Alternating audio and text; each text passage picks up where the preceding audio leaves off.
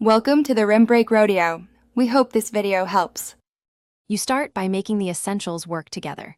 Charge the AirPods Max and press the noise control button to wake them. On your Mac, open System Settings or System Preferences and go straight to Bluetooth. Make sure Bluetooth is on. Sign into the same Apple ID and iCloud so the headphones appear automatically across devices.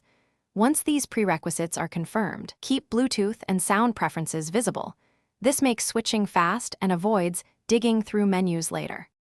Now pair and fine-tune. In Bluetooth, click Connect for AirPods Max and watch for the connected indicator. This establishes the link. Then open Sound Settings to set AirPods Max as the output device, and if you need voice input, set the mic to AirPods Max 2. Enable spatial audio for immersive stereo or turn it off if you prefer.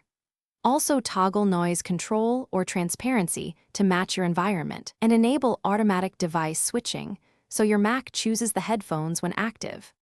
Finally, use and control the experience smoothly. Manage playback from the menu bar or control center, adjust volume with the digital crown, and press the noise control button to switch modes.